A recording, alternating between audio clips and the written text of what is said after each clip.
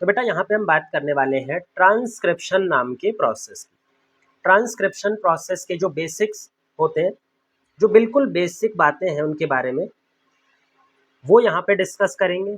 Basic points के अलावा जो प्रोकैरियोटिक ट्रांसक्रिप्शन होता है, प्रोकैरियोट्स में जो ट्रांसक्रिप्शन होता है वो काफ़ी ज़्यादा सिंपल होता है एज कम्पेयर टू यूकैरियोट्स। तो यहाँ पर बेसिक पॉइंट के बाद में हम प्रोकैरियोटिक ट्रांसक्रिप्शन स्टेप्स को डिस्कस करेंगे। नेक्स्ट वीडियो में हम इसी तरह से यूकैरियोटिक ट्रांसक्रिप्शन और यूकैरियोटिक ट्रांसक्रिप्शन में क्या एडिशनल स्टेप्स प्रोकैरियोट्स के कंपैरिजन में ऐड होते हैं वो सारी चीज़ें हम यहाँ पर डिस्कस करने वाले हैं। पहले तो समझते हैं कि ट्रांसक्रिप्शन किस प्रोसेस को बोला जाता है। जब एक डबल स्ट्रैंडेड डीएनए से एक सिंगल स्ट्रैंडेड आरएनए मॉलिक्यूल का सिंथेसिस होता है या फिर आरएनए मॉलिक्यूल का पॉलीमराइजेशन होता है, तो इसी स्टेप को बुलाया जाता है, इसी प्रोसेस को बोलते हैं ट्रांसक्रिप्शन। ट्रांसक्रिप्शन जो प्रोसेस है बिल्कुल डीएनए रेप्लिकेशन की तरह ये भी रूल ऑफ कॉम्प्लीमेंटेरिटी पर बेस्ड होता है। जो न्यूक्लियोटाइड्स के बीच में, जो न्यूक्लियोटाइड्स के नाइट्रोजनस बेस होते हैं उनके बीच में जो कॉम्प्लीमेंटेरिटी रूल एग्जिस्ट करता है उसी के ऊपर बेस्ड होता है ये ट्रांसक्रिप्शन प्रोसेस। लेकिन यहाँ पर जो कॉम्प्लीमेंटेरिटी है वहाँ पर थोड़ा सा डिफरेंस भी देखने को मिलता है। जैसे अगर हम बात करें डीएनए का एडिनाइन न्यूक्लियोटाइड आरएनए के यूरेसिल न्यूक्लियोटाइड से पेयर करता है या फिर उसको कॉम्प्लीमेंटेरिटी रूल को फॉलो करता है। डीएनए का जो थाइमीन न्यूक्लियोटाइड होता है वो यहाँ पर ए से फॉलो करता है, यहाँ का जी इसके साथ सी के साथ और यहाँ का सी इसके साथ जी के साथ कॉम्प्लीमेंटेरिटी शो करता है। तो अगर इन तीनों न्यूक्लियोटाइड्स की बात करें तो इनमें कॉम्प्लीमेंटेरिटी ऑलमोस्ट सिमिलर तरह की होती है जैसे डीएनए रेप्लिकेशन में देखा था। जो यहाँ पर फर्क दिखाई पड़ता है वो होता है डीएनए के अंदर में थाइमीन न्यूक्लियोटाइड पाया जाता है लेकिन आरएनए में सिर्फ और सिर्फ यूरेसिल न्यूक्लियोटाइड देखने को मिलता है। तो ये कॉम्प्लीमेंटेरिटी रूल ट्रांसक्रिप्शन के दौरान भी फॉलो होता है। अब कॉम्प्लीमेंटेरिटी रूल तो ठीक है, बट कौन सा ऐसा एंजाइम है जो कॉम्प्लीमेंटरी न्यूक्लियोटाइड्स का एडिशन करेगा? आरएनए सिंथेसिस के लिए, आरएनए पॉलीमराइजेशन के लिए जो एंजाइम यूज होता है उस एंजाइम का नाम है आरएनए पॉलीमरेज, या फिर इसी आरएनए पॉलीमरेज का एक और नाम होता है डीएनए डिपेंडेंट आरएनए पॉलीमरेज।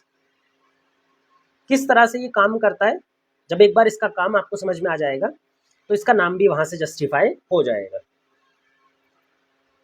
तो आरएनए पॉलीमरेज या फिर डीएनए डिपेंडेंट आरएनए पॉलीमरेज एक टेम्पलेट डीएनए या फिर सिंगल स्ट्रैंडेड डीएनए के ऊपर में काम करता है। तो ये हमारे पास में एक टेम्पलेट डीएनए है, सिंगल स्ट्रैंडेड डीएनए सीक्वेंस, जो कि इंफॉर्मेशन प्रोवाइड करती है आरएनए के अंदर न्यूक्लियोटाइड सीक्वेंस को बनाने के लिए। तो इसी टेम्पलेट का इस्तेमाल करके, इसी टेम्पलेट को यूज करके एक नई डीएनए की चेन पॉलीमराइज की जाती है, एक नई डीएनए की चेन सिंथेसाइज करता है आरएनए पॉलीमरेज। जो आरएनए पॉलीमरेज सिंथेसिस करता है वो हमेशा 5 प्राइम टू 3 प्राइम डायरेक्शन में आरएनए का सिंथेसिस करता है। तो जो आरएनए ये बनाता है वो आरएनए हमेशा किस डायरेक्शन में बनाता है? From 5 prime direction to 3 prime direction, जैसा कि डीएनए पॉलीमरेज भी सेम यही कर रहा था। तो क्योंकि ये एक टेम्पलेट डीएनए के ऊपर में डिपेंड करता है, डीएनए की टेम्पलेट का यूज करता है और उसी टेम्पलेट के अकॉर्डिंग नया आरएनए पॉलीमर बनाता है। जैसे अगर हम बात करें डीएनए टेम्पलेट में अगर न्यूक्लियोटाइड सीक्वेंस है ए G T C T A, ये हमने 3 प्राइम टू 5 प्राइम बोला है, तो जो आरएनए बनेगा 5 प्राइम टू 3 प्राइम वो कैसे बनेगा?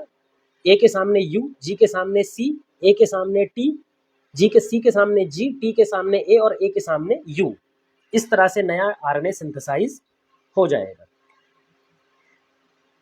अब ये हमने बिल्कुल बेसिक बातें करी हैं जो डीएनए पॉलीमराइजेशन को स्टार्ट करने के लिए ज़रूरी है कि भाई डीएनए पॉलीमराइजेशन का मतलब, आरएनए पॉलीमराइजेशन का मतलब क्या है, आरएनए डीएनए से किस तरह से बनता है, कौन सा एंजाइम यहाँ पर मेन काम करता है। अब हमें समझना है कि पूरे डीएनए में जो आरएनए सिंथेसिस होता है वो किन जगहों पर देखने को मिलता है। क्या पूरा डीएनए आरएनए की फॉर्म में कन्वर्ट होता है या फिर उसका कुछ स्मॉल रीजन आरएनए की फॉर्म में कन्वर्ट होता है? क्योंकि आपको मालूम है डीएनए एक बहुत लंबा पॉलीमर होता है। डीएनए का अगर साइज देखें तो डीएनए का साइज बहुत ज़्यादा लंबा होता है। अगर हमारे डिप्लॉइड सेल की बात करें, ह्यूमंस के डिप्लॉइड सेल की, तो एक डिप्लॉइड ह्यूमन सेल में टोटल डीएनए लेंथ 2.2 मीटर्स तक हो सकती है। तो इतने बड़े डीएनए का क्या हर एक रीजन एक आरएनए सिंथेसिस करता है या फिर ये कोई और मैकेनिज्म को फॉलो करती है। तो हमें आपको याद रखना होगा कि जो हमारा डीएनए होता है वो छोटे छोटे जीन्स की फॉर्म में सेगमेंटेड रहता है। वहाँ पर जगह जगह पर आपको क्या दिखाई पड़ते हैं, कुछ सेगमेंट दिखाई पड़ते हैं जिनको हम बोलते हैं स्पेसिफिक जीन। ये एक जीन है, ये दूसरा जीन है, ये तीसरा जीन है, ये चौथा जीन है। तो इस तरह से हमारे पास में अलग अलग जीन्स यहाँ पर प्रेजेंट है।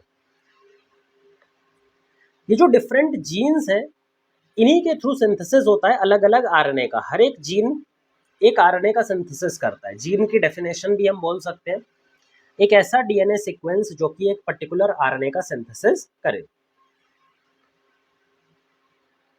अब हमारा पूरा डीएनए कई सारे जीन्स में डिवाइडेड होता है या फिर कई सारे आरएनए ट्रांसक्राइबिंग रीजन में डिवाइडेड रहता है। तो ये एक जीन है, इस तरह से बहुत सारे जीन प्रेजेंट होते हैं। अब जो एक जीन का ट्रांसक्रिप्शन होता है वो बिल्कुल इंडिपेंडेंट मैनर में होता है। एक जो जीन की सीक्वेंस है ये अलग ट्रांसक्राइब करती है और ये वाली जीन की सीक्वेंस अलग ट्रांसक्राइब करेगी। इसीलिए कई बार हम एक जीन सीक्वेंस को, जो एक जीन की डीएनए सीक्वेंस होती है, उसको हम एक ट्रांसक्रिप्शन यूनिट कह करके भी बुलाते हैं। तो जो ये जीन की डीएनए सीक्वेंस है इसको हम क्या बोलते हैं, एक ट्रांसक्रिप्शन यूनिट। तो ये एक ट्रांसक्रिप्शन यूनिट है, ये भी एक ट्रांसक्रिप्शन यूनिट है, ये भी एक ट्रांसक्रिप्शन यूनिट है, ये भी एक ट्रांसक्रिप्शन यूनिट है, क्योंकि ये ट्रांसक्रिप्शन यूनिट एक आरएनए का सिंथेसिस करती है।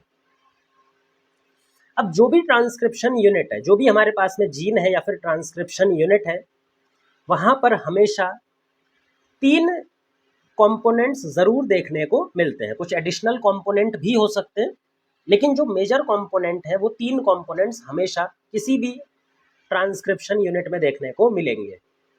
वो 3 कंपोनेंट्स कौन कौन से हैं? पहला है प्रमोटर रीजन। एक प्रमोटर रीजन हमेशा ही ट्रांसक्रिप्शन यूनिट में देखने को मिलता है। प्रमोटर रीजन ही वो साइट है जहां से आरएनए का पॉलीमराइजेशन स्टार्ट होता है, डीएनए का वो सीक्वेंस जहां पे आरएनए पॉलीमरेज आकर के बाइंड करता है और वहां से ही आरएनए का पॉलीमर बनाना वो शुरू करता है। दूसरा होता है टर्मिनेटर सीक्वेंस। ये एक ऐसी सीक्वेंस होती है जहां पे आरएनए का पॉलीमराइजेशन होना खत्म होता है। जब आरएनए सिंथेसिस हो रहा होता है तो जहां पर आरएनए सिंथेसिस स्टॉप होता है, जहां पे आरएनए पॉलीमराइजेशन स्टॉप होता है, तो उसी सीक्वेंस को हम बोलते हैं टर्मिनेटर सीक्वेंस। और लास्ट रीजन होता है स्ट्रक्चरल जीन। ये जो स्ट्रक्चरल जीन है ये वो सीक्वेंस है जो हमें आरएनए सिंथेसिस करने के लिए टेम्पलेट प्रोवाइड करती है। आरएनए सिंथेसिस के लिए एक सिंगल स्ट्रैंडेड डीएनए टेम्पलेट चाहिए होता है और ये सिंगल स्ट्रैंड कौन प्रोवाइड करता है? Structural gene. जो स्ट्रक्चरल जीन है वही हमारा प्रॉपर जीन होता है, क्योंकि ये आरएनए सिंथेसाइज करता है। ये जो प्रमोटर सीक्वेंस है या फिर टर्मिनेटर सीक्वेंस है, ये डीएनए की ऐसी सीक्वेंस होती है जिनको हम रेगुलेटरी सीक्वेंस के नाम से भी जानते हैं। तो ये क्या होती है एक्चुअल में? Regulatory sequence. इन रेगुलेटरी सीक्वेंस को कई बार कुछ बुक्स में रेगुलेटरी जीन्स भी बोल दिया जाता है, लेकिन आपको ध्यान रखना है कि एक्चुअल में अगर बात करेंगे तो ये रेगुलेटरी जीन नहीं कहलाते हैं। रेगुलेटरी जीन का कुछ और मतलब होता है।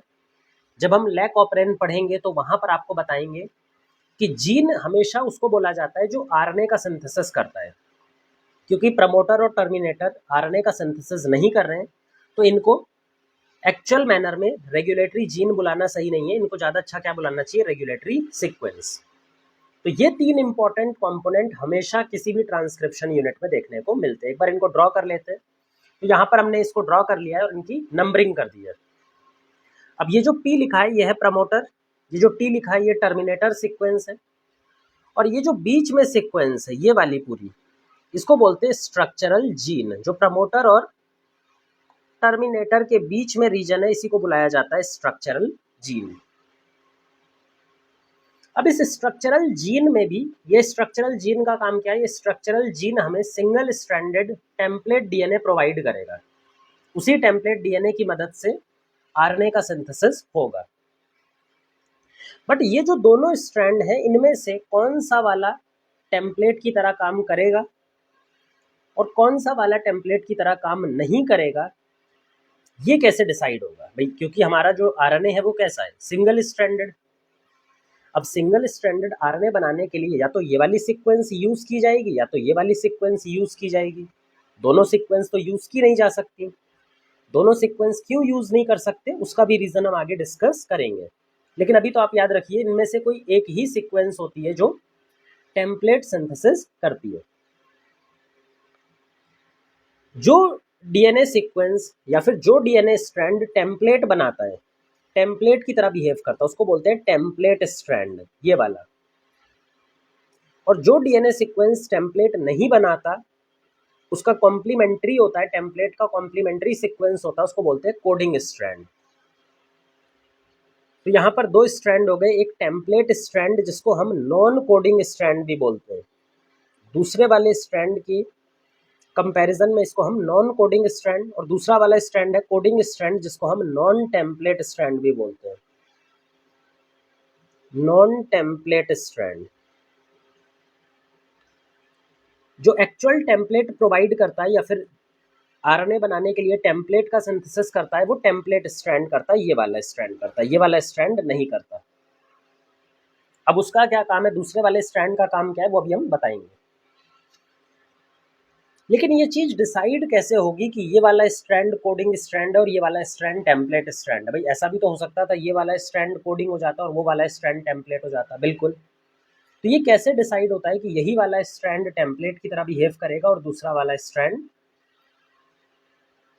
कोडिंग स्ट्रैंड की तरह बिहेव करेगा?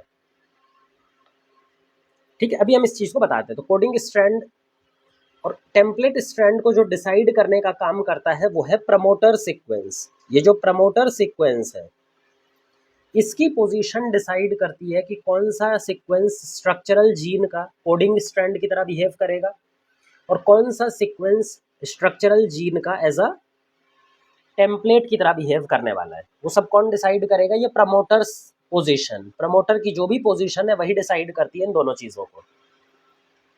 तो हमारे स्ट्रक्चरल जीन का वो सीक्वेंस जिसका 5 प्राइम एंड प्रमोटर की तरफ प्रेजेंट है, जिसका क्या 5 प्राइम एंड है प्रमोटर की तरफ प्रेजेंट है, उसको बुलाया जाता है कोडिंग स्ट्रैंड। तो जिस भी सीक्वेंस का 5 प्राइम एंड प्रमोटर की तरफ प्रेजेंट है वो हो गया कोडिंग स्ट्रैंड। वहीं पर जिस भी सीक्वेंस का 3 प्राइम एंड प्रमोटर की तरफ प्रेजेंट है उसको क्या बुलाते हैं? टेम्पलेट स्ट्रैंड या फिर नॉन कोडिंग स्ट्रैंड। तो इसी को हम डिफाइन करते हैं। Coding strand DNA strand with 5 prime end towards the promoter. Promoter region के 5 प्राइम एंड साइड पर जो सीक्वेंस होगी उसको बुलाया जाएगा कोडिंग। और जिस डीएनए स्ट्रैंड का प्रमोटर की तरफ 3 प्राइम एंड होगा उसको क्या बुलाते हैं? Template strand. तो हमारे पास कोडिंग स्ट्रैंड होता है और दूसरा टेम्पलेट स्ट्रैंड हो जाता है। इसके एक दो एग्जाम्पल लेते हैं। जैसे हमारे पास में ये एक डीएनए सीक्वेंस दे रखी है आपको, और इस डीएनए सीक्वेंस में आपको ये प्रमोटर दे दिया है और ये पूछा गया है कि इसमें से प्रमोटर सीक्वेंस, टेम्पलेट सीक्वेंस और कोडिंग सीक्वेंस आप किसको बोलोगे? अब यहाँ देखिए प्रमोटर सीक्वेंस की साइड पे 5 प्राइम एंड कौन सी सीक्वेंस में प्रेजेंट है? इस वाली में। तो ये सीक्वेंस क्या हो जाएगी? Coding sequence. तो ये हमारे पास में हो जाएगी कोडिंग सीक्वेंस। वहीं पर जो दूसरा वाला कॉम्प्लीमेंट्री सीक्वेंस है उसका प्रमोटर की तरफ 3 प्राइम एंड प्रेजेंट है। क्योंकि प्रमोटर की तरफ इसका 3 प्राइम एंड प्रेजेंट है तो ये क्या बन जाएगा? टेम्पलेट। तो ये हमारे पास में टेम्पलेट स्ट्रैंड की तरह बिहेव करेगा। क्योंकि हमारा ये वाला स्ट्रैंड टेम्पलेट की तरह बिहेव कर रहा है तो जो आरएनए सीक्वेंस निकल करके आएगी, आरएनए सीक्वेंस कैसे सिंथेसाइज होती है? 5 प्राइम टू 3 प्राइम डायरेक्शन में। तो 5 प्राइम टू 3 प्राइम डायरेक्शन में आरएनए सीक्वेंस बनेगी। इस टेम्पलेट की कॉम्प्लीमेंट्री सीक्वेंस बनेगी। टेम्पलेट में यहाँ पर थाइमीन है तो यहाँ पर एडिनाइन, यहाँ पर ए है तो यहाँ पर यू, यहाँ पर सी है तो यहाँ पर जी, यहाँ पर जी तो सी, यहाँ पर भी जी या तो सी, यहाँ पर टी तो यहाँ पर ए। तो इस तरह की एक आरएनए सीक्वेंस बन जाती है। अभी हमने आपको बताया था कि कोडिंग सीक्वेंस को हम कोडिंग सीक्वेंस एक्चुअल में क्यों बोलते हैं, क्योंकि वो तो एक्चुअल में कुछ भी कोड नहीं कर रहा। आरएनए का सिंथेसिस तो टेम्पलेट डीएनए की मदद से हो रहा है, टेम्पलेट सीक्वेंस की मदद से हो रहा है। तो इस वाली सीक्वेंस को कोडिंग स्ट्रैंड बोलने का मतलब इसलिए है कि अगर हम आरएनए सीक्वेंस का स्ट्रैंड देखें, जो आरएनए सीक्वेंस हमने बनाई है, अगर हम उसका न्यूक्लियोटाइड सीक्वेंस देखें तो उसका न्यूक्लियोटाइड सीक्वेंस एग्जैक्टली मैच करता है कोडिंग स्ट्रैंड के साथ में। जो भी कोडिंग स्ट्रैंड का सीक्वेंस होगा वो एग्जैक्टली मैच करता है आरएनए जो कि इसी इसके टेम्पलेट से सिंथेसाइज हुआ है। यहाँ पर ए है तो यहाँ पर ए है, यहाँ पर यू है तो ये दोनों में तो फर्क रहेगा, जी है तो यहाँ पर जी है, यहाँ पर सी है तो यहाँ पर सी है, यहाँ पर सी है तो यहाँ पर सी।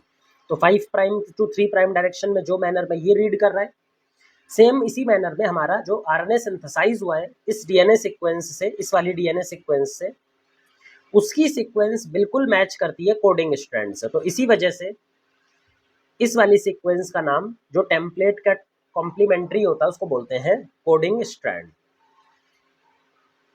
अब यहाँ बात आती है कि चलो हमने टेम्पलेट स्ट्रैंड की बात कर ली, कोडिंग स्ट्रैंड कौन सा होता है वो बात कर ली, लेकिन क्वेश्चन तो फिर से वही है कि स्ट्रक्चरल जीन का सिर्फ और सिर्फ टेम्पलेट सीक्वेंस, टेम्पलेट स्ट्रैंड ही क्यों ट्रांसक्राइब होता है? क्यों नहीं दोनों स्ट्रैंड जाकर के ट्रांसक्राइब हो जाए? भाई ये वाला स्ट्रैंड भी ट्रांसक्राइब हो जाए, ये वाला स्ट्रैंड भी ट्रांसक्राइब हो जाए, क्या प्रॉब्लम है इसमें? तो इसको प्रॉब्लम को समझने के लिए एक बार हम इन दोनों स्ट्रैंड से आरएनए सिंथेसाइज कर लेते हैं, फिर उसके आगे आरएनए सिंथेसिस होने के बाद में क्या प्रॉब्लम्स जनरेट होंगी, क्या प्रॉब्लम्स आती हैं, वहीं पर हमें इसमें आंसर छुपा हुआ है। अगर ये वाला स्ट्रैंड टेम्पलेट की तरह बिहेव करेगा तो हमारे पास कुछ इस तरह की आरएनए सीक्वेंस सिंथेसाइज होगी, बिल्कुल कॉम्प्लीमेंट्री इसके। वहीं पर अगर इस वाले स्ट्रैंड को हम टेम्पलेट स्ट्रैंड मान करके आरएनए का सिंथेसिस करेंगे तो यहाँ पर कॉम्प्लीमेंट्री आरएनए सीक्वेंस कुछ इस तरह की डेवलप होगी। तो ये आरएनए 1 है और ये आरएनए 2 है। अब अगर ध्यान से देखो तो हमारे पास में एक जीन सीक्वेंस से, ये एक जीन था और एक सिंगल जीन सीक्वेंस से हमें कितने आरएनए मिल रहे हैं? हमें एक जीन सीक्वेंस से टोटल 2 आरएनए, अलग अलग तरह के 2 आरएनए देखने को मिल रहे हैं। एक आरएनए ये है और एक आरएनए ये है। अगर 2 अलग अलग तरह के आरएनए यहाँ पर बन रहे हैं तो दोनों से जो प्रोटीन सीक्वेंस बनने वाली है वो भी अलग अलग तरह की बनेगी। तो इसका मतलब आरएनए 1 प्रोटीन 1 का सिंथेसिस करेगा और आरएनए 2 प्रोटीन 2 का सिंथेसिस करेगा। ये दोनों अलग अलग प्रोटीन का सिंथेसिस करने वाले हैं। एक सिंगल जीन यहाँ पर, जो ये सिंगल जीन है, ये 2 अलग अलग तरह का प्रोटीन सिंथेसाइज कर रहा है, प्रोटीन 1 और ये प्रोटीन 2। ऐसा कभी भी पॉसिबल नहीं हो सकता। एक सिंगल जीन हमेशा एक सिंगल प्रोटीन का सिंथेसिस ही कर सकता है, वो कभी भी 2 अलग अलग तरह के प्रोटीन का सिंथेसिस नहीं कर सकता। इसका मतलब ये जो हमने हाइपोथेटिकल सिचुएशन इमेजिन की है जहाँ पर दोनों sequence as a template behave कर रही हैं, ये सिचुएशन बिल्कुल गलत है। अब प्रोटीन सिंथेसिस तक बात जाने से पहले भी एक प्रॉब्लम आएगी। भाई प्रोटीन सिंथेसिस तक तो बात बाद में जाएगी, प्रोटीन के सिंथेसिस से पहले ही एक प्रॉब्लम आपको देखने को मिलेगी जिसका नाम है डबल स्ट्रैंडेड आरएनए सिंथेसिस। जो आरएनए 1 सिंथेसाइज हुआ है और जो आरएनए 2 सिंथेसाइज हुआ है, अगर हम ध्यान से देखें तो ये दोनों स्ट्रैंड आपस में बिल्कुल कॉम्प्लीमेंट्री है। यहाँ पर ए प्रेजेंट है, यहाँ पर यू, यहाँ पर यू, यहाँ पर ए, यहाँ पर जी, यहाँ पर सी। ये दोनों स्ट्रैंड बिल्कुल कॉम्प्लीमेंट्री हैं एक दूसरे के। अगर ये दोनों स्ट्रैंड एक दूसरे के बिल्कुल कॉम्प्लीमेंट्री हैं तो दोनों जुड़ करके क्या बना लेंगे? एक डबल स्ट्रैंडेड आरएनए का सिंथेसिस कर लेंगे। तो दोनों आरएनए की सीक्वेंस जो है वो जुड़ करके एक डबल स्ट्रैंडेड आरएनए का सिंथेसिस कर लेंगे। जैसे ही एक डबल स्ट्रैंडेड आरएनए सिंथेसाइज होगा, उस डबल स्ट्रैंडेड आरएनए से प्रोटीन सिंथेसिस करना पॉसिबल नहीं है। किसी भी डबल स्ट्रैंडेड आरएनए से प्रोटीन का सिंथेसिस नहीं किया जा सकता, सिर्फ और सिर्फ सिंगल स्ट्रैंडेड आरएनए से ही प्रोटीन का सिंथेसिस किया जा सकता है। तो यहाँ पे प्रोटीन बनने की नौबत ही यहाँ पर खत्म हो जाएगी। तो इसीलिए हमारा कभी भी एक जीन का या फिर डीएनए का जो दोनों स्ट्रैंड होते हैं वो टेम्पलेट की तरह बिहेव नहीं कर सकते। अब हम आते हैं ट्रांसक्रिप्शन के अकॉर्डिंग। हमारा जो ट्रांसक्रिप्शन यूनिट है उसको नंबरिंग देते हैं। भाई कौन सा स्ट्रैंड 5 प्राइम पर है, कौन सा स्ट्रैंड 3 प्राइम पर है, और इसमें कौन कौन से इंपॉर्टेंट कंपोनेंट्स हैं और उनको नंबरिंग हम कैसे देंगे, वो चीज़ें हम यहाँ पर देखने वाले हैं। जो हमारा नंबरिंग है या फिर पोजीशनिंग है, जो हम नंबरिंग देते हैं या फिर जो हम पोजीशन प्रोवाइड करते हैं एक ट्रांसक्रिप्शन यूनिट के एलिमेंट्स को, वो हमेशा किसके रिस्पेक्ट में दी जाती है? That is always with respect to coding strand. हमेशा ही कोडिंग स्ट्रैंड के रिस्पेक्ट में वो नंबरिंग प्रोवाइड की जाती है। अब कोडिंग स्ट्रैंड की के बेसिस पे हम कैसे नंबरिंग देते हैं? भाई हमारे पास में एक ये कोडिंग स्ट्रैंड है और ये एक टेम्पलेट स्ट्रैंड है। स्ट्रक्चरल जीन में वो सीक्वेंस जहाँ पे आरएनए सिंथेसिस स्टार्ट होता है, जहाँ से आरएनए सिंथेसिस स्टार्ट होगा, भाई यहाँ से इस पोजीशन से आरएनए सिंथेसिस स्टार्ट होगा, यहाँ से ही टेम्पलेट को रीड करना स्टार्ट करेगा। तो जो पहला न्यूक्लियोटाइड सीक्वेंस जहाँ से स्ट्रक्चरल जीन शुरू होता है या फिर जहाँ से आरएनए का बनना शुरू होता है, उसको बोलते हैं +1 साइट। उसको हम क्या बोलते हैं? +1 साइट, स्टार्ट साइट। इस साइट को हम स्टार्ट साइट भी बोलते हैं। इस यहाँ से आरएनए सिंथेसाइज होना स्टार्ट होता है। लेकिन अगर इस स्टार्ट साइट से पीछे की बात करें, पीछे किसके रिस्पेक्ट में? कोडिंग सीक्वेंस के रिस्पेक्ट में। पीछे मतलब इसके 5 प्राइम एंड की तरफ हम चलेंगे। तो इसके 5 प्राइम एंड पर जब आप जाओगे तो इसको बोलते हैं अपस्ट्रीम। अपस्ट्रीम यानी कोडिंग स्ट्रैंड का 5 प्राइम एंड की तरफ हम मूव कर रहे हैं, तो इसको बोलते हैं अपस्ट्रीम। वहीं पर अगर हम स्टार्ट साइट के आगे की तरफ जाएं, मतलब इस तरफ जाएंगे, तो इसको बोलते हैं डाउन स्ट्रीम, क्योंकि हम कोडिंग स्ट्रैंड के रेस्पेक्ट में कहाँ जा रहे हैं? 5 प्राइम टू 3 प्राइम, तो इसको बोलते हैं डाउन स्ट्रीम। और अगर अपोजिट डायरेक्शन में जाएंगे, कोडिंग स्ट्रैंड के 3 प्राइम टू 5 प्राइम डायरेक्शन में जाएंगे, तो उसको बोलते हैं अपस्ट्रीम। ये जो डाउन स्ट्रीम और अपस्ट्रीम है, इसको मेजर करने के लिए हम एक साइन का यूज करते हैं। अपस्ट्रीम में हम माइनस साइन का यूज करते हैं। मतलब मान लीजिए यहाँ पर एक न्यूक्लियोटाइड है और इसको हमें दिखाना है, तो हम इसको क्या लिखेंगे? -10 पोजीशन। -10 पोजीशन मतलब ये जो एडिनाइन है, ये +1 साइट के 10 न्यूक्लियोटाइड पीछे है। ये क्या है? 10 न्यूक्लियोटाइड पीछे या फिर 5 प्राइम एंड की तरफ। इसको बोलते हैं -10 अपस्ट्रीम। -20 अपस्ट्रीम हो सकता है, -30 अपस्ट्रीम हो सकता है। तो अपस्ट्रीम का नंबरिंग हम इस तरह से प्रोवाइड करते हैं। इसी तरह से डाउन स्ट्रीम को दिखाने के लिए हम प्लस साइन का यूज करते हैं। मान लीजिए यहाँ पर एक न्यूक्लियोटाइड है T, यहाँ पे हम बोलते हैं +36 down stream 36 of start site. Start site के आगे की तरफ ये प्रेजेंट है। तो ये बात हो गई हम कैसे नंबरिंग देते हैं। और हमेशा नंबरिंग किसके रिस्पेक्ट में होती है? कोडिंग सीक्वेंस के। जो कोडिंग सीक्वेंस है उसके 5 प्राइम एंड की तरफ चलेंगे स्टार्ट साइट से, तो अपस्ट्रीम नेगेटिव साइन के साथ, और स्टार्ट साइट से उसके 3 प्राइम एंड साइड पे चलेंगे तो उसको बोलेंगे डाउन स्ट्रीम पॉजिटिव साइन के साथ। तो ये हमने पूरी बात कर ली है जो ट्रांसक्रिप्शन यूनिट है, डीएनए किस तरह से ट्रांसक्रिप्शन परफॉर्म करता है, डीएनए में कौन सी सीक्वेंस होती है जिसका ट्रांसक्रिप्शन एक्चुअल में चलता है, वो सारी चीज़ हमने यहाँ पर डिस्कस कर ली है। अब हमें यहाँ पे समझना है कि ट्रांसक्रिप्शन के दौरान किन स्टेप्स का यूज किया जाता है। तो ट्रांसक्रिप्शन के जो स्टेप हैं वो प्रोकैरियोट्स और यूकैरियोट्स में कंपैरेटिवली अलग अलग होते हैं। कुछ डिफरेंस देखने को मिलता है हमें प्रोकैरियोट्स और यूकैरियोट्स की ट्रांसक्रिप्शन प्रोसेस में। प्रोकैरियोट्स में कंपैरेटिवली इजी टाइप का ट्रांसक्रिप्शन होता है, यूकैरियोट्स में वो और ज़्यादा कॉम्प्लेक्स हो जाता है। अगर हम प्रोकैरियोट्स की बात करें तो प्रोकैरियोट्स में सबसे पहला स्टेप है इनिशिएशन। जो ट्रांसक्रिप्शन यूनिट है उसमें क्या होगा? इनिशिएशन। इनिशिएशन का सिंपल सा मतलब है आरएनए पॉलीमरेज आएगा और ये आरएनए पॉलीमरेज आकर के बाइंड कर जाएगा प्रमोटर साइट से। तो जैसे ही आरएनए पॉलीमरेज आकर के प्रमोटर साइट से बाइंड करेगा तो वैसे ही हमारा स्टार्ट हो जाएगा आरएनए सिंथेसिस। लेकिन यहाँ सबसे बड़ी प्रॉब्लम ये है कि आरएनए पॉलीमरेज डीएनए पर किस जगह बाइंड करना है वो डिसाइड नहीं कर पाता।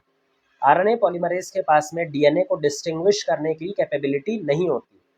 वो ये समझ नहीं पाता कि डीएनए पर कहाँ पे जाके बाइंड करना है और कहाँ पे जाकर के आरएनए पॉलीमराइजेशन का स्टार्ट करना है। तो इसको स्पेसिफिक बाइंडिंग करवाने के लिए या फिर आरएनए पॉलीमरेज को प्रमोटर सीक्वेंस पे बाइंड कराने के लिए एक फैक्टर होता है जिसका नाम है सिग्मा फैक्टर या इनिशिएशन फैक्टर। इसके साथ आकर के क्या बाइंड करता है? सिग्मा फैक्टर, या फिर इसी सिग्मा फैक्टर को हम इनिशिएशन फैक्टर भी बोलते हैं। तो इनिशिएशन फैक्टर आकर के यहाँ पे बाइंड करता है और ये इनिशिएशन फैक्टर आरएनए पॉलीमरेज को सिर्फ और सिर्फ प्रमोटर रीजन पर जाकर बाइंड करने को बोलता है। कि आरएनए पॉलीमरेज कहीं और जाकर के डीएनए पर बाइंड ना करे, बिल्कुल प्रमोटर रीजन पर जाकर के बाइंड करे। ये चीज उसको कौन डिसाइड करवाता है? Sigma factor, initiation factor. और जैसे ही आरएनए पॉलीमरेज जाकर के वहां बाइंड करेगा, वो अपना एक्शन शुरू कर देगा और इसको बोलते हैं इनिशिएशन। एक बार बाइंडिंग हो गई तो बाइंडिंग होने के बाद में सिग्मा फैक्टर का काम हो जाता है खत्म। सिग्मा फैक्टर का सिर्फ और सिर्फ एक ही काम है, आरएनए पॉलीमरेज को वो जगह बताना कि वो सही जगह पर जाकर के डीएनए के सीक्वेंस पर, डीएनए की साइट पर सही जगह जाकर के बाइंड करे। और सही जगह कौन सी है? Promoter sequence. डीएनए के ऊपर में जो प्रमोटर सीक्वेंस है वहां जाकर के उसको बाइंड करना है। एक बार आरएनए पॉलीमरेज प्रमोटर पे बाइंड कर गया, इनिशिएशन हो गया, तो इनिशिएशन होने के बाद में काम आता है आरएनए पॉलीमरेज अपना काम स्टार्ट करता है। जो आरएनए पॉलीमरेज है वो दो तरह की एक्टिविटीज को शो करता है। पहली एक्टिविटी वो शो करता है हेलिकेज एक्टिविटी। हेलिकेज मतलब जो डीएनए का हेलिक्स है, डबल स्ट्रैंडेड फॉर्म, उसको तोड़ के, हाइड्रोजन बॉन्ड को उसमें तोड़ के सिंगल स्ट्रैंडेड फॉर्म में कन्वर्ट करता है। तो ये इसका काम है, हेलिकेज की तरह काम करना। हेलिकेज के अलावा ये एक और काम करता है, नया आरएनए पॉलीमराइज करना या फिर नया आरएनए का चेन सिंथेसाइज करना। जो सिंगल स्ट्रैंडेड डीएनए टेम्पलेट ये बनाएगा हेलिकेज एक्टिविटी के थ्रू, उस सिंगल स्ट्रैंडेड डीएनए का इस्तेमाल करके आरएनए की एक नई चेन को पॉलीमराइज करना इन द 5' to 3' डायरेक्शन। तो 5' to 3' डायरेक्शन में एक आरएनए की चेन को स्टार्ट करना, ये भी इसका काम है।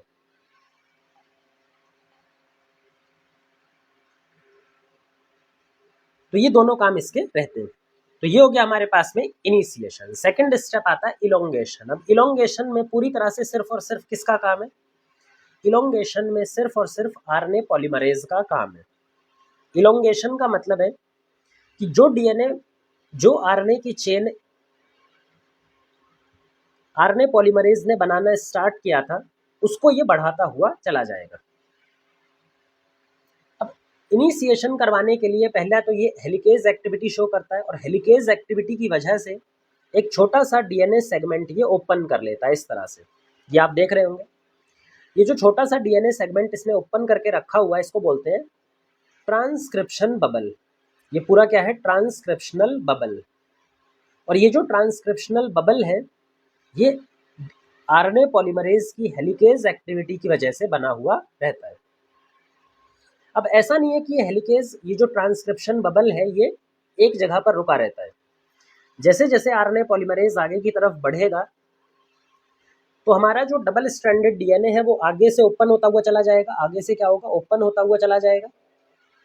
जबकि ये पीछे से एक बार आरएनए पॉलीमराइजेशन सीक्वेंस में हो गया तो उसके बाद में ये क्लोज होता जाएगा, ये वापस से बंद होता हुआ चला जाएगा। तो ओपनिंग भी होती जाएगी और इसकी क्लोजिंग भी होती हुई इस तरह से चली जाएगी, और पूरा का पूरा ट्रांसक्रिप्शन बबल आगे की तरफ इस तरह से मूव करता हुआ चलेगा।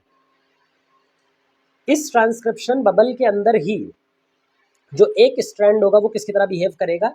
टेम्पलेट सीक्वेंस की तरह बिहेव करेगा।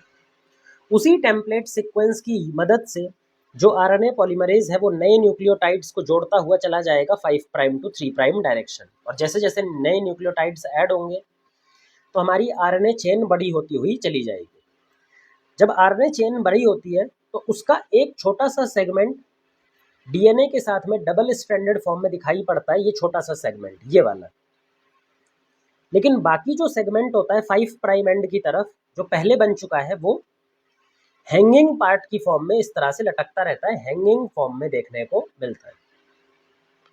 अब धीरे धीरे आरएनए पॉलीमराइजेशन होता रहेगा और आरएनए पॉलीमरेज आगे की तरफ बढ़ता रहेगा। तो यही यहाँ पे लिखा है, elongation is done solely by the RNA polymerase enzyme. पूरी तरह से आरएनए पॉलीमरेज एंजाइम की मदद से वो परफॉर्म होता है। अब आते हैं लास्ट स्टेप पर। आरएनए पॉलीमरेज अपना काम करता जाता है, जिसकी वजह से आरएनए की चेन बड़ी होती हुई जाती है, बनती जाती है। लेकिन एक बार जब वो टर्मिनेटर सीक्वेंस तक पहुंच जाता है, जो ट्रांसक्रिप्शन यूनिट थी उसके एकदम टर्मिनल साइट पे, टर्मिनल पोजीशन पे, टर्मिनेशन सीक्वेंस पर पहुंच जाता है, तो टर्मिनेशन सीक्वेंस पे पहुंचने के बाद में हमारा आरएनए सिंथेसिस अब स्टॉप होना चाहिए। आरएनए का सिंथेसिस यहाँ पे रुकना चाहिए। अब कैसे रुकेगा? आरएनए पॉलीमरेज के पास में ये कैपेबिलिटी नहीं होती कि वो डिसाइड कर पाए कि कहाँ पे उसको आरएनए सिंथेसिस को रोकना है। ये बताने के लिए फिर से एक नया फैक्टर आता है जिसका नाम है रो फैक्टर। तो ये हमारे पास में एक रो फैक्टर है। रो फैक्टर आकर के आरएनए पॉलीमरेज के साथ बाइंड करता है और जैसे ही वो आरएनए पॉलीमरेज के साथ बाइंड करता है, रो फैक्टर का काम है कि रो फैक्टर टर्मिनेटर सीक्वेंस को पहचान लेता है। एक बार टर्मिनेटर सीक्वेंस को वो पहचान लेता है तो वहाँ से वो टर्मिनेट कर देता है आरएनए पॉलीमराइजेशन को। टर्मिनेट करने का मतलब है कि आरएनए पॉलीमरेज अलग हो जाएगा, जो नया आरएनए सिंथेसाइज हुआ है वो अलग हो जाएगा और रो फैक्टर अलग हो जाएगा और ये रेप्लिकेशन बबल क्लोज हो जाएगा। ये पूरी तरह से डीएनए अपनी क्लोजिंग कर लेगा। तो इस तरह से हमारे पास एक आरएनए चेन कंप्लीटली सिंथेसाइज हो गई जिसमें 3 स्टेप की जरूरत पड़ी है: इनिशिएशन, इलोंगेशन और टर्मिनेशन। लेकिन यहाँ पर जो सबसे बड़ी बात है कि जो आरएनए यहाँ पर सिंथेसाइज हुआ है ये बिल्कुल मैच्योर फॉर्म में सिंथेसाइज हुआ है। मतलब इसको आगे किसी भी प्रोसेसिंग की, किसी भी एडिशनल प्रोसेसिंग की ज़रूरत नहीं है। ये इसी फॉर्म में सिंथेसाइज हुआ है जिस फॉर्म में इसको अब आगे काम करना है, प्रोटीन का सिंथेसिस करना है। No further processing is required.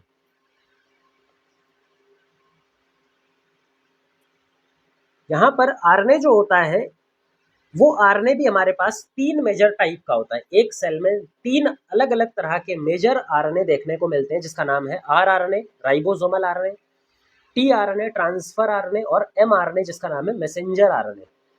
इसमें से जो सबसे इंपॉर्टेंट है वो है मैसेंजर आरएनए। मैसेंजर आरएनए के पास में ऐसी इंफॉर्मेशन स्टोर्ड होती है जिसकी मदद से वो प्रोटीन का सिंथेसिस करवाता है। तो मैसेंजर आरएनए ही वो आरएनए है जो प्रोटीन सिंथेसिस करवाने के लिए इंफॉर्मेशन अपने पास में रखता है। मतलब मैसेंजर आरएनए के ऊपर में क्या जुड़ेगा? राइबोसोम जुड़ेगा और ये राइबोसोम क्या बनवाता है? नया प्रोटीन सिंथेसाइज करवाता है, एक नया प्रोटीन बनाता है। अब एक और बहुत इंटरेस्टिंग चीज होती है बैक्टीरिया के ट्रांसक्रिप्शन के दौरान कि जो बैक्टीरिया का ट्रांसक्रिप्शन है वो न्यूक्लियोइड वाले डीएनए पर होता है जो नेकेड डीएनए होता है। बैक्टीरिया का डीएनए एकदम नेकेड डीएनए होता है, मतलब वो किसी न्यूक्लियर मेम्ब्रेन से कवर्ड नहीं दिखाई पड़ता। ये डायरेक्टली साइटोप्लाज्म में फ्रीली प्रेजेंट होता है। जब एक ऐसा डीएनए आरएनए सिंथेसिस करेगा, एक एमआरएनए सिंथेसिस करेगा, तो कई बार देखने को मिलता है कि जो आरएनए सिंथेसाइज अभी पूरी तरह से हुआ भी नहीं था कि इसके 5 प्राइम एंड पर आकर के एक राइबोसोम जुड़ जाता है और ये राइबोसोम क्या करना स्टार्ट कर देता है? प्रोटीन सिंथेसिस करना स्टार्ट कर देता है। ये राइबोसोम पहले ही एक प्रोटीन का सिंथेसिस स्टार्ट कर देता है। तो यहाँ पे क्या हो रहा है? यहाँ वाले आरएनए का सिंथेसिस जिसको बोलते हैं ट्रांसक्रिप्शन, यहाँ पे ट्रांसक्रिप्शन चल रहा है और अभी ट्रांसक्रिप्शन खत्म भी नहीं हुआ था कि यहाँ पर क्या स्टार्ट हो गया? ट्रांसलेशन। ट्रांसक्रिप्शन खत्म होने से पहले ही हमारा यहाँ पे क्या चलने लगा? ट्रांसलेशन। तो इसको बोलते हैं कि बैक्टीरिया के अंदर में कई बार देखने को मिलता है कि ट्रांसक्रिप्शन और ट्रांसलेशन एक दूसरे से कपल हो जाते हैं, एक दूसरे के साथ ही चलने लगते हैं, वो अलग अलग नहीं चलते। Since DNA is naked and mRNA need no further modification. MRNA जो बना है वो बिल्कुल मैच्योर फॉर्म में बना है, उसको फर्दर किसी मॉडिफिकेशन की ज़रूरत नहीं है। इसीलिए कई बार हमें ट्रांसलेशन भी ट्रांसक्रिप्शन के साथ में चलता हुआ दिखाई पड़ता है, दोनों ही एक साथ में चलते हुए दिखाई पड़ते हैं। तो ये बात हो गई बैक्टीरिया के अंदर में, ई कोलाई के अंदर में जो डीएनए रेप्लिकेशन मैकेनिज्म, वो आरएनए ट्रांसक्रिप्शन मैकेनिज्म है, वो किस तरह से ऑपरेट करता है। नेक्स्ट वीडियो में हम बात करेंगे यूकैरियोट्स के अंदर में आरएनए ट्रांसक्रिप्शन मैकेनिज्म और उसके अंदर क्या क्या एडिशनल स्टेप्स इन्वॉल्व होंगे, मॉडिफिकेशन की जो जरूरत पड़ती है, उन सब की बात हम वहाँ पे करेंगे।